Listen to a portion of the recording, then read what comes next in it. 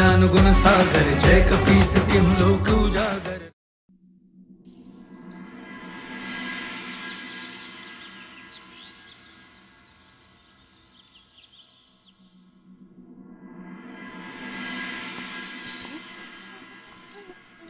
माँ, माँ, माँ, आप कहाँ हो? आज प्रातः मेरा लल्ला मुझे पुकार रहा है। क्या हुआ है उसे? मैं यहाँ हूँ पुत्र। क्या हुआ केसरी नंदन मारुति? क्या हुआ मेरे लाल? तुमने अपने नेत्र मूंद क्यों रखे हैं? माँ, आपको स्मरण नहीं? आपने ही तो कहा था मुझे प्रातः नमस्कार मंत्र का उच्चारण करना चाहिए। हाँ हाँ, स्मरण है, किंतु तुमने पुकारा तो मैं घबरा गई थी। अच्छा चलो, अब बिल्कुल सीधा बैठो। अब प्रातः उठते ही दोनों खुली हथेली को अपने सामने रखो। फिर नेत्र खोलकर हथेली को देखते हुए इस मंत्र का उच्चारण करो। कराग्रे वस्ते लक्ष्मी, कराग्रे वस्ते लक्ष्मी, कर मध्ये सरस्वती, कर मध्ये सरस्वती, कर मूले स्थितो महागौरी, कर मूले स्थितो महागौरी, प्रभाते कर दर्शनम, प्रभाते कर दर्शनम। अब अपनी हथेली का घर्षण कर मंद मंद गति से हथेली को शरीर के सभी अंगों पर स्पर्श करो। इससे शरीर के चारों ओर एक अदृश्य सुरक्षा कवच का आवरण बन जाता है, जो किसी भी कुदृष्टि के प्रभाव से तुम्हें सुरक्षित रखता है।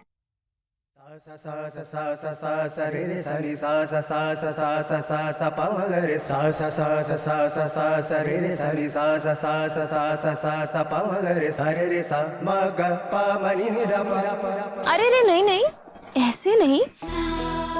भूमि पर पांव रखने से पूर्व मंत्र उच्चारण करना चाहिए। तत्पश्चात भूदेवी को नमस्कार कर उनसे अवश्य क्षमा मांग लेनी चाहिए। मैं अभ्यास कराती हूँ। भूदेवी से क्षमा मांगने का मंत्र है समुद्र वसने देवी पर्वत स्थन मंडिते विष्णु पत्नी नमस्तुभ्यम पाद स्पर्शे क्षमस्व मे। समुद्र वसने देवी पर्वत स्थान मंडितम विष्णु पत्नी नमस्तुभ्यम पाद स्पर्शं क्षमस्व मे।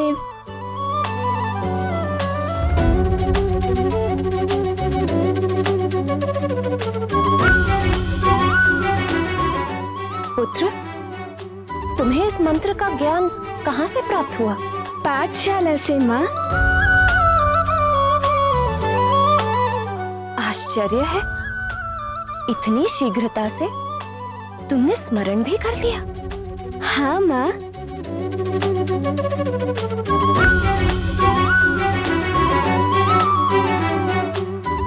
बाल्यावस्था में जीव का चरित्र गीली मिट्टी के समान होता है,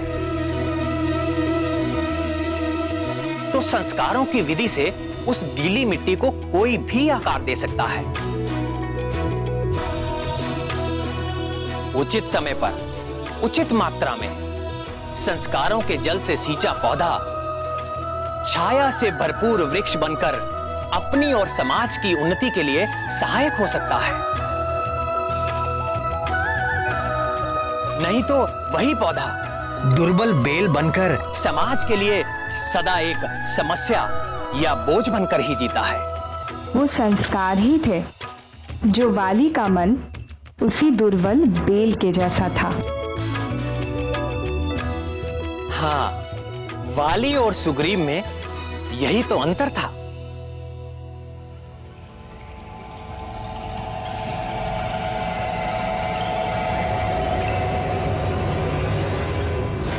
जब सुग्रीव को इस धरती के सबसे शक्तिशाली योद्धा का सहयोग मिलेगा तो तुम्हारी हार होकर रहेगी।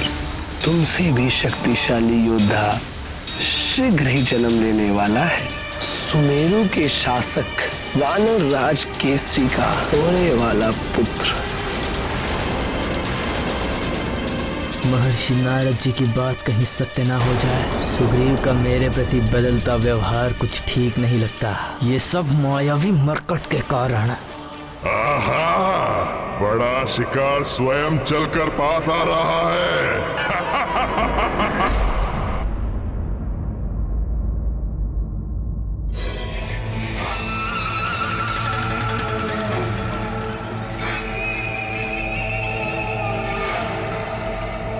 उस मरकट के विषय में सोचते सोचते ये कहाँ आ गया हूं मैं।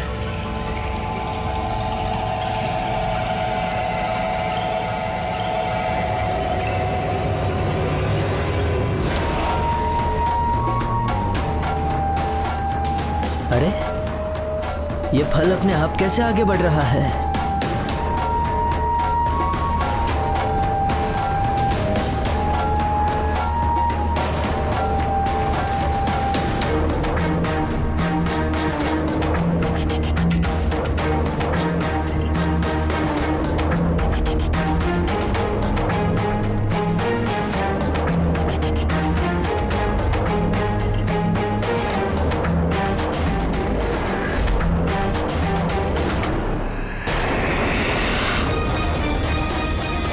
बचो भैया, तुम यहाँ क्या कर रहे हो।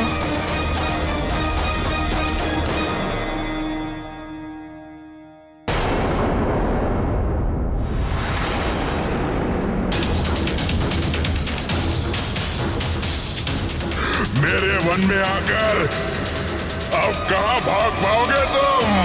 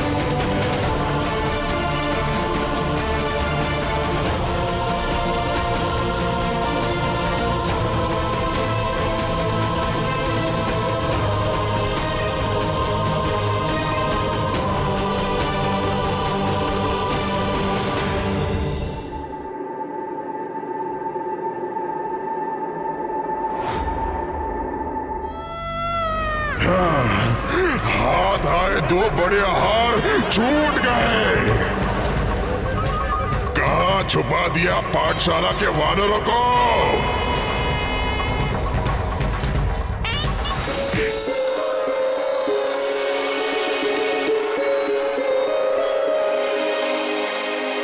प्रणाम महाराज। आपके आदेशानुसार बालकों के लिए पाठशाला की व्यवस्था राजभवन के वाटिका में पूरी हो गई है महाराज। ये सभी बालक हमारे राज्य के लिए बहुमूल्य हैं, भविष्य हैं। इनकी सुरक्षा और इनके लालन पालन का दायित्व हमारे ही कंधों पर है। हमें हर परिस्थिति में अपने कर्तव्य को निभाना होगा। अब इधर से बाहर नहीं जाया जा सकता। कोई ना कोई रास्ता तो अवश्य होगा बाहर निकलने का।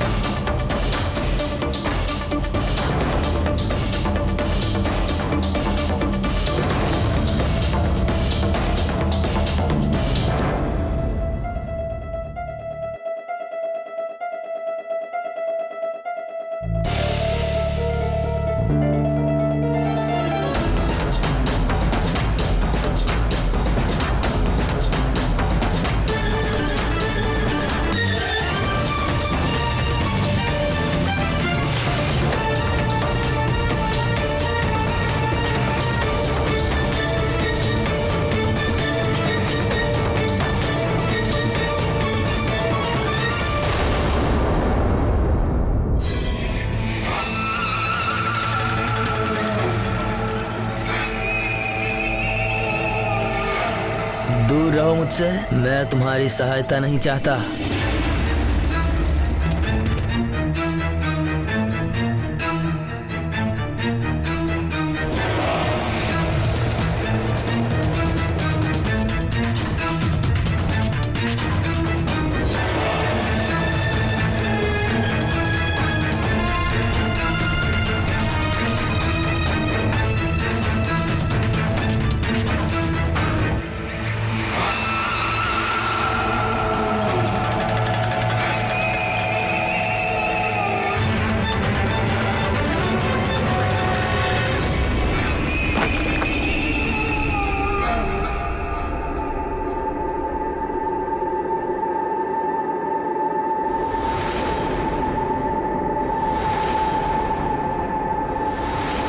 अरे, ये तो हम सुमेरु राज्य की सीमा में आ गए।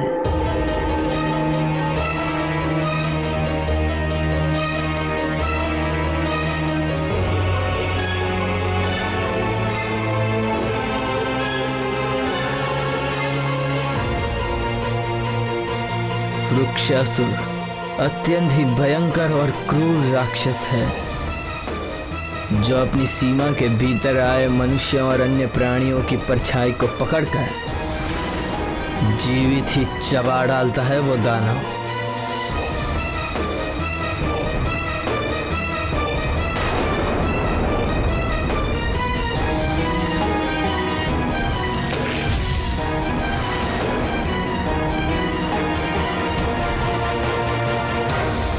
हम शमशादन वन की सीमा में कैसे आ गए भैया? मरकट, ये सब उस मायावी मरकट के कारण ही तो हो रहा है। यदि यह गुफा ऐसे ही खुली रही तो किसी दिन कोई ना कोई बालक उस राक्षस की पकड़ में आकर उसका भोजन बन सकता है।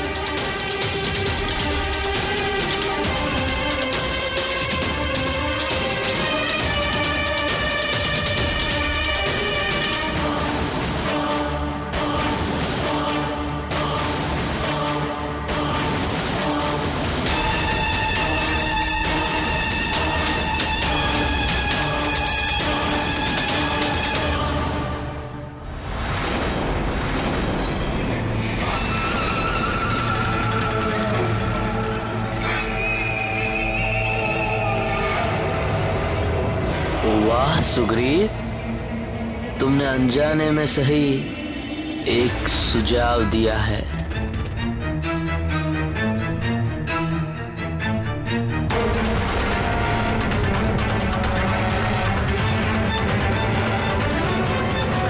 भैया ठहरो, मैं भी आ रहा हूं। आवश्यकता नहीं है मेरे पीछे आने की।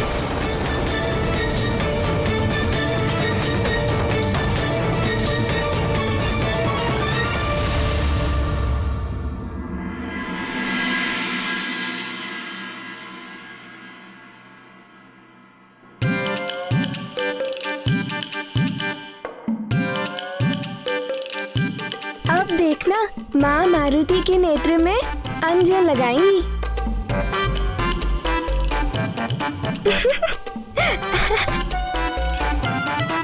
क्या हुआ पुत्र, कुछ कहना है? कुछ नहीं माँ, बस ऐसे ही।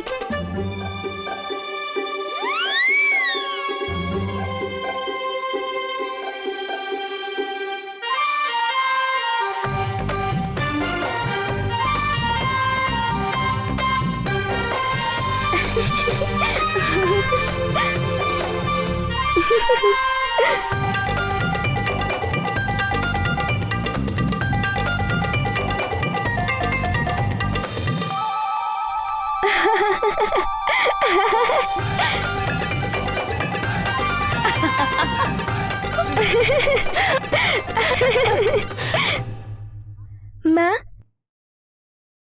नेत्रों पे अंजन क्यों लगाते हैं? अंजन लगाते हैं क्योंकि इससे नेत्र स्वच्छ हो जाते हैं और दृष्टि तीव्र हो जाती है। मेरे लाल की दृष्टि की तीव्रता बनी रहे, इसीलिए माँ प्रतिदिन तुम्हें अंजन लगाती है।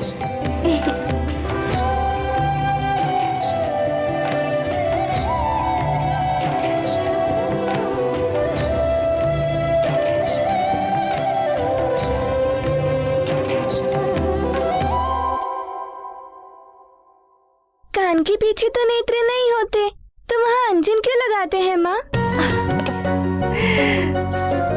ताकि तुम्हें किसी की कुदृष्टि ना लगे। हाँ, तो क्या कुदृष्टि वाले की माँ भी उसे अंजन लगाती होंगी?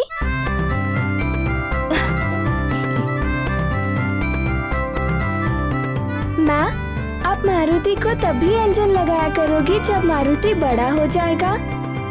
हाँ, मैं सदा अपने लल्ला को अंजन लगाया करूंगी, क्योंकि एक माँ के लिए उसका लाल सदा बालक ही रहता है, चाहे वो कितना भी बड़ा क्यों ना हो जाए।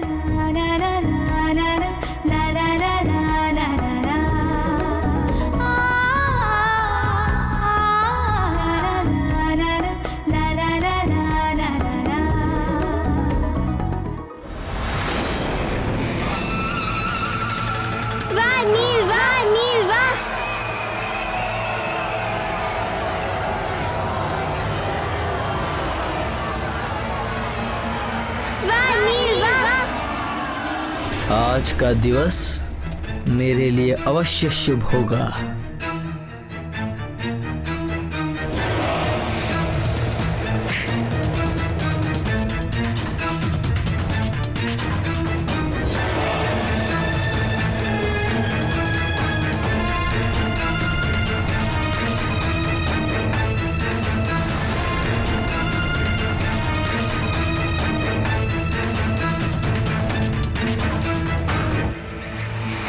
मायावी मरकट, तुम्हारी मायावी लीला समाप्त करने के लिए वृक्षासुर के पास पहुंचाना ही मेरा अंतिम लक्ष्य है।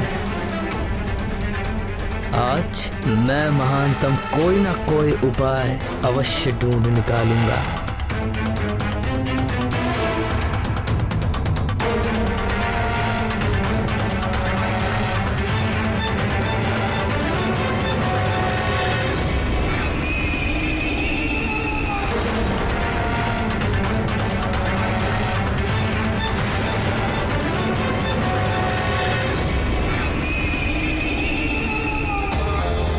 इस मायावी मरकट की लीला समाप्त करने की योजना कैसे बनाऊं?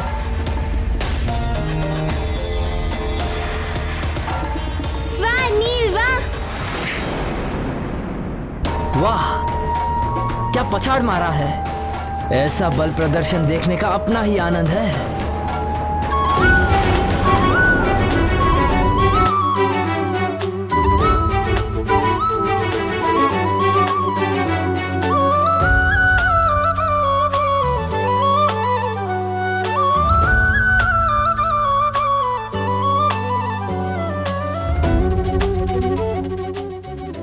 आनंद आ रहा है ना? चलो आगे चलकर देखते हैं। चलो मेरे साथ। हाँ हाँ। चलो।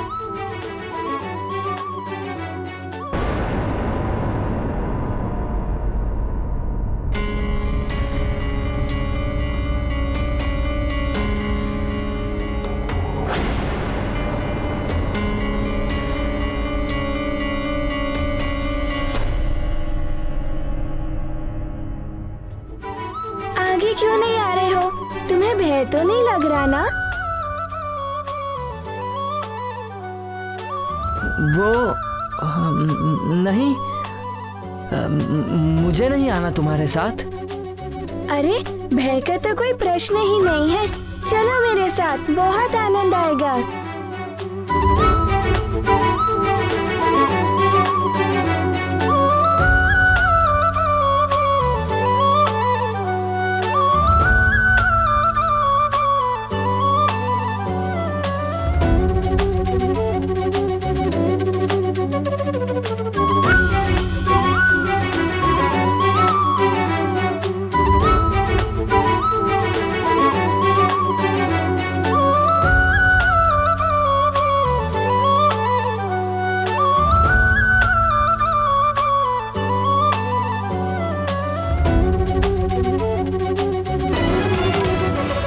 जो वाली नित्य ही मारुति से पीछा छुड़ाना चाहता था, उसे मारुति का हाथ पकड़कर चलना पड़ा। यही तो आकर्षण का नियम है। हमारे विचार के कारण ही तो दूसरे मनुष्य हमारी ओर आकर्षित होते हैं। वाली दुष्ट विचार से ही सही, पर हर पल मारुति को याद तो कर ही रहा था। इसलिए वाली को मारुति का ही साथ मिलना था। वाह नील वाह! वाह नील वाह!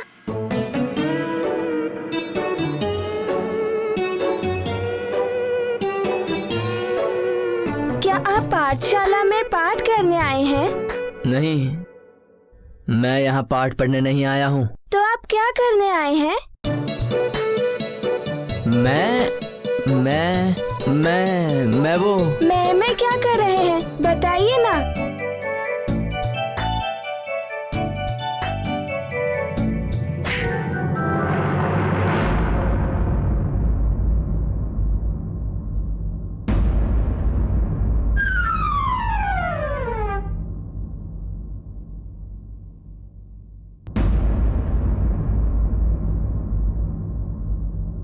क्या तुम एक ही हो? तुम मेरी पटकनी सह सकते हो, और मुझे लगता है यहाँ पर सिर्फ तुम ही हो जो सबको पटकनी दे सकते हो, और यहाँ पर किसी में दम ही नहीं है।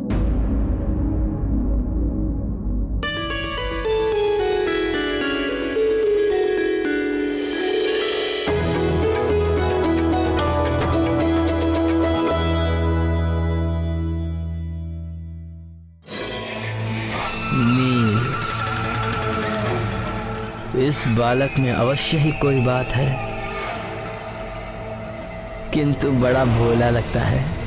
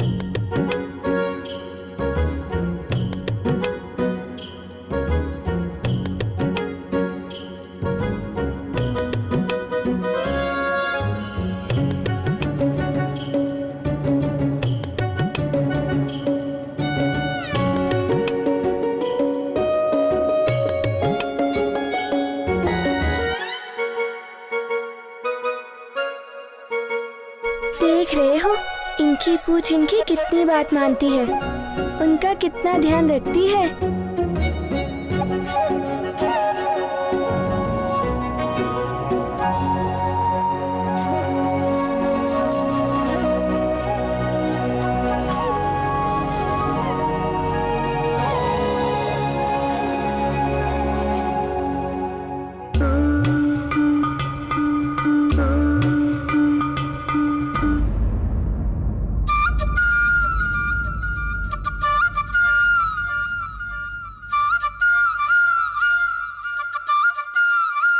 आप पाठशाला क्यों नहीं गए? पाठशाला नहीं जाता। पाठशाला क्यों क्यों नहीं जाते? क्या आपने अपना पाठ्यक्रम पूरा कर लिया है?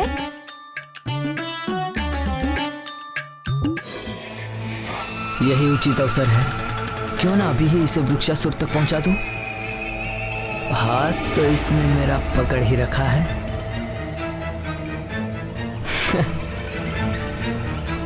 कितनी प्यारी बातें करते हो। चलो भ्रमण करके आते हैं।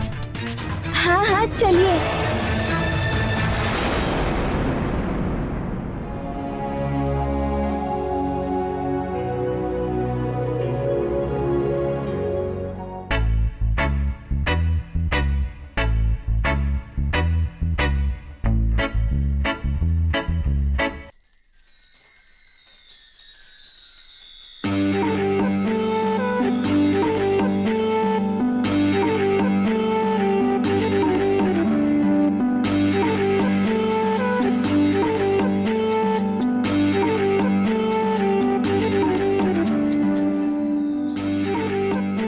जितने पुष्प तोड़ने हैं तोड़ लो।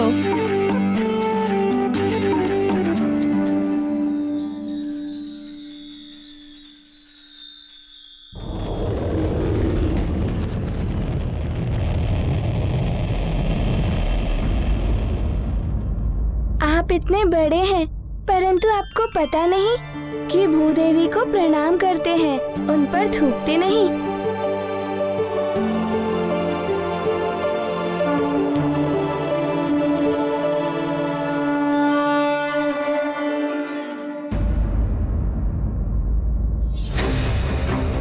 यदि किसी ने मुझे इस मायावी मरकट के साथ देख लिया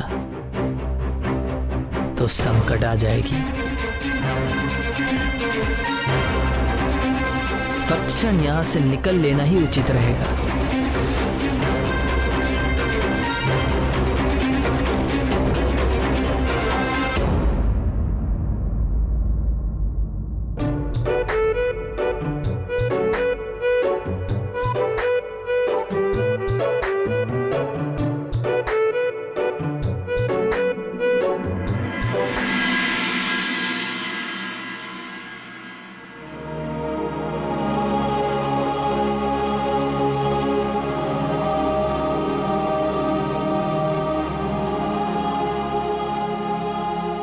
ये यहाँ क्या कर रहा है?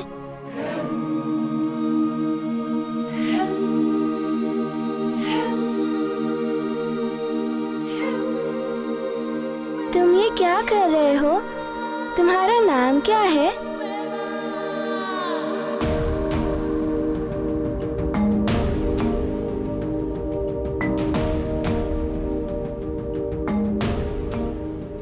मैं नल हूँ।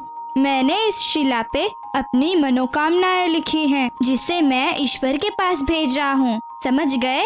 पर तुम्हारा नाम क्या है? मेरा नाम मारुति है।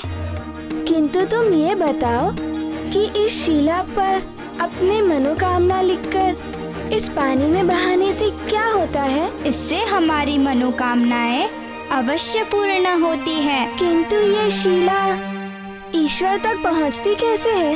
ये भी नहीं जानते? बड़े भोले हो तुम। ये शिला झील से तैरते हुए नदी में जा मिलेगी और फिर नदी से सागर में।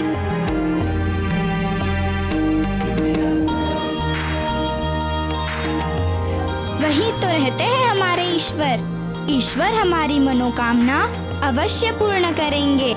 क्या मैं भी इस शिला पर अपनी मनोकामना लिखकर ईश्वर तक भेज सकता हूँ, किंतु मारुति को तो लिखना ही नहीं आता, पाठशाला नहीं जाता, इसीलिए।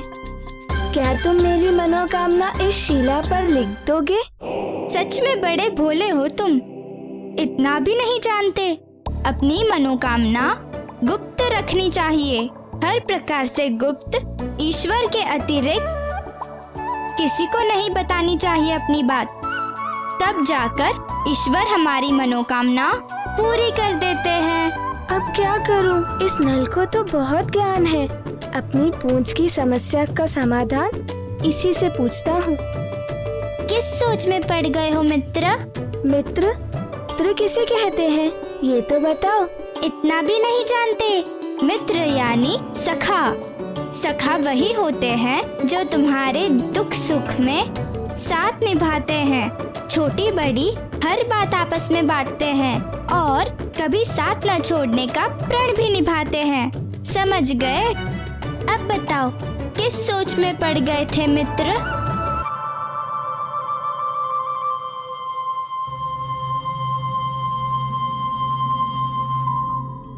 स्मरण रहे मित्र, तुम मेरी व्यथा किसी को बताना मत। नहीं मित्र। तुम बताओगे तो नहीं ना? नहीं मित्र। मेरी पूंछ मेरी बात नहीं मानती। बस इतनी छोटी सी बात, दूध पिलाते हो अपनी पूंछ को? ये कैसे संभव है? पूंछ दूध कैसे पी सकती है? मुझे पुनः अपनी बात दोहरानी पड़ेगी। तुम इतनी छोटी सी बात नहीं समझते। अपनी पूंछ को शक्तिशाली बनाने के लिए हमें ही दूध पीना पड़ता है। तुम जितना दूध पियोगे उतनी ही तुम्हारी पूंछ शक्तिशाली बनेगी। समझ गए? पहले दूध,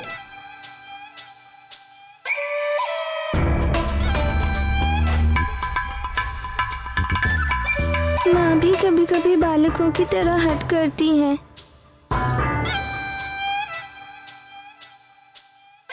अरे रे, पूरा पियो। अब पुनः किस सोच में पड़ गए मित्र? मित्र दूध, मैं दूध पीने जा रहा हूँ। मिलने अवश्य आना। हाँ, अवश्य आऊंगा मिलने। मिलने तो मैं महानतम आऊंगा, और उसके बाद कोई तुमसे नहीं मिल पाएगा।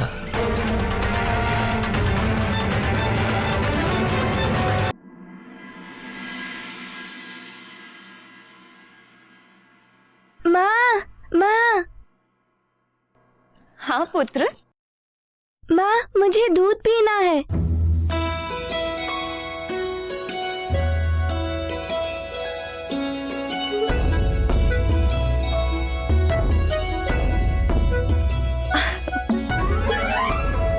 युवराज के लिए दूध ले आओ।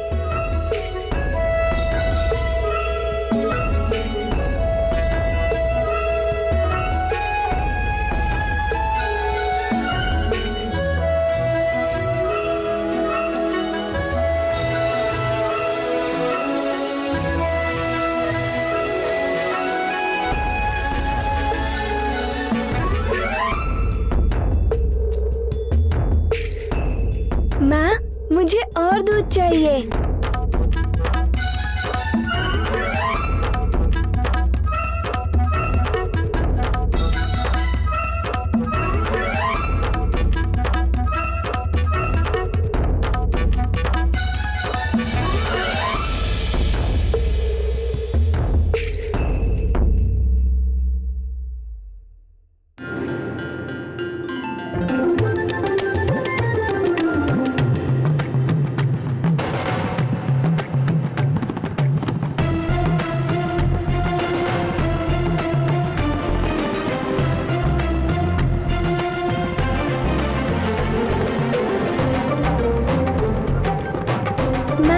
और दूध चाहिए।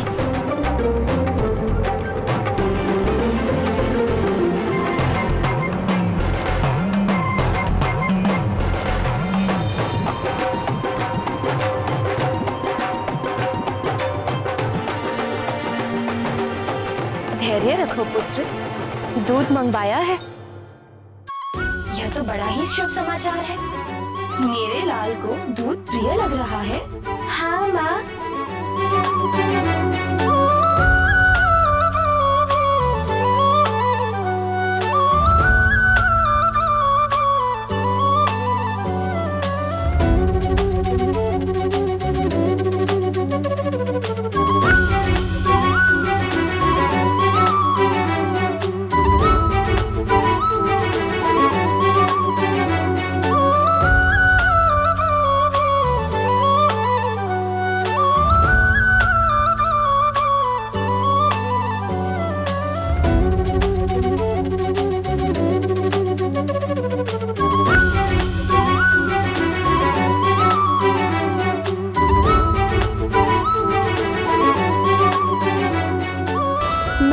मुझे और दूध चाहिए।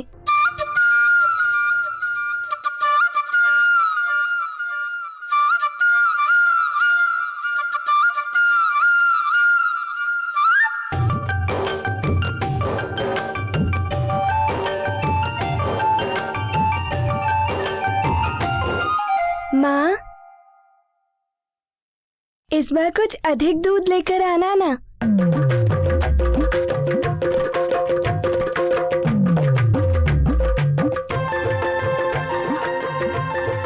और चाहिए ना?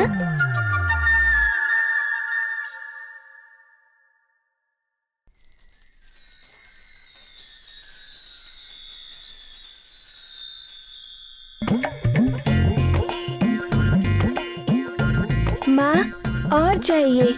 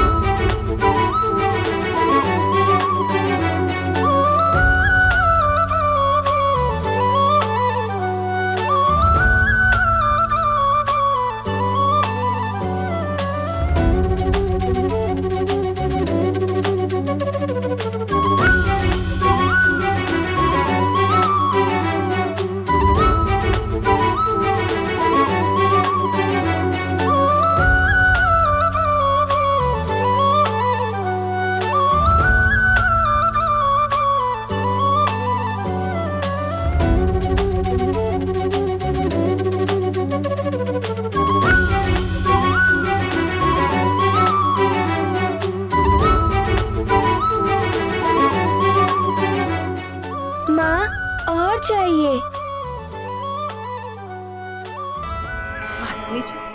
रसोई में दूध नहीं है। दासी को गौशाला में भेजा है और दूध लाने को।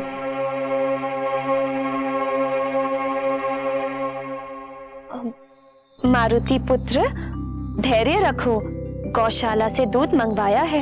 माँ, कोई बात नहीं, दोपहर को थोड़ा अधिक दूध मंगवा लेना। मेरा मन अभी तक भरा नहीं है।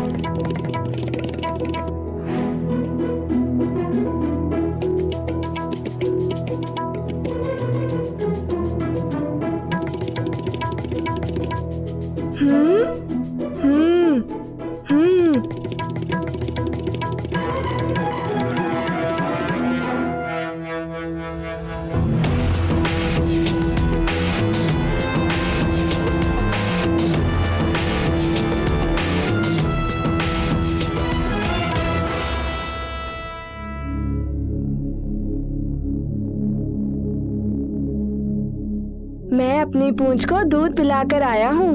तो अब विलंब किस बात का? परीक्षा कर लेनी चाहिए।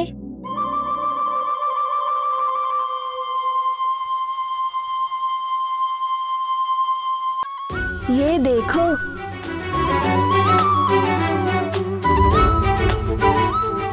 चलो अब जाओ। जाओ। अब क्या, मैंने तुम्हारे हिस्से का दूध भी पी लिया है। चलो अब जाओ, उस आम के पेड़ से मेरे लिए एक आम तोड़ कर लाओ। जाओ।